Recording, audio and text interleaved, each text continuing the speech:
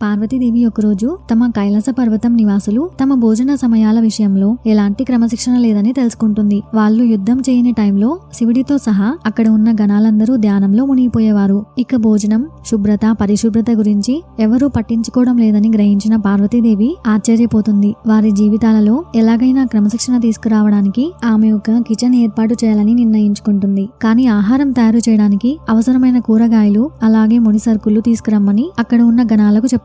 అప్పుడు ఆశ్చర్యపోయిన గణాలు, మనకు వంటగది ఎందుకు మాత?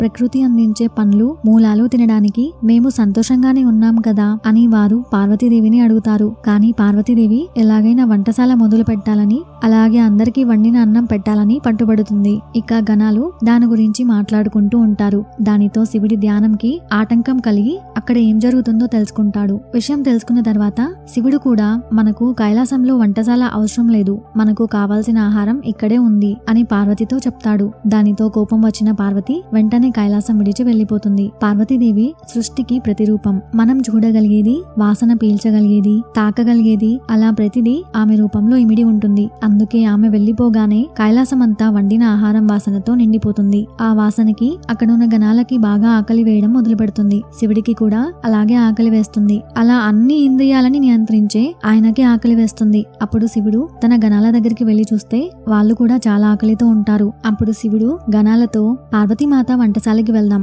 అని వారితో చెప్తాడు. ఇక్కడ శివుడు పార్వతీదేవి తిరిగి కైలాసానికి వచ్చిందని, వాసన కూడా అక్కడి నుండే వస్తుందని అనుకుంటాడు. కానీ వంటశాల ఖాళీగా ఉండటం చూసి ఆశ్చర్యపోతారు. దానితో శివుడు పార్వతిని ఎలాగైనా వెతికి తీసుకురావాలని నిర్ణయించుకుంటాడు. తన గణాల ఆకలి కూడా తీర్చాలి కదా అని అనుకొని అలా భూమి మొత్తం వెతికిన తర్వాత పార్వతీదేవిని కాశీలో చూస్తాడు. అప్పుడు శివుడు కూడా అక్కడే భూమికి దేవుడైన విశ్వనాథుడి రూపం తీసుకుని తన భక్తుల కోసం ఆహారం అడుగుతాడు. అప్పుడు దయగల పార్వతీదేవి అన్నపూర్ణాదేవి రూపం ధరించి శివుడికి ఆహారం ఇస్తుంది. అప్పుడు శివుడు సంతోషంగా ఆ ప్రసాదం తీసుకొని ఆకలితో ఉన్న తన గణాలందరికీ పంచిపెడతాడు. మనం తింటున్నప్పుడు చెప్పే మంత్రం అన్నపూర్ణాదేవి రూపంలో ఉన్న పార్వతీదేవి నుంచే వచ్చింది అని కొన్ని పుస్తక కథలలో చెప్పబడింది.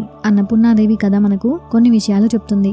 ఆహారాన్ని పవిత్రంగా భావించాలని, వృధా చేయకూడదని, అందరికీ అందుబాటులో ఉండేలా చూడాలని నేర్పుతుంది. అలాగే అందరికీ దానం యొక్క ప్రాముఖ్యతను తెలియజేస్తుంది. ఆకలితో ఉన్న వారికి ఆహారం అందించడం ఒక గొప్ప పుణ్యకార్యమని, కుల మత వర్గ భేదాలు లేకుండా అందరికీ ఆహారం అందుబాటులో ఉండాలని, అందరికీ సమానంగా ఆహారం పంచుతుంది. ఎవరైనా ఎక్కడైనా ఆకలితో ఉంటే వారికి సహాయం చేయాలని, అలాగే వారిని ఆదుకోవాలని ఈ కథ మనకు ముఖ్యంగా తెలియజేస్తుంది.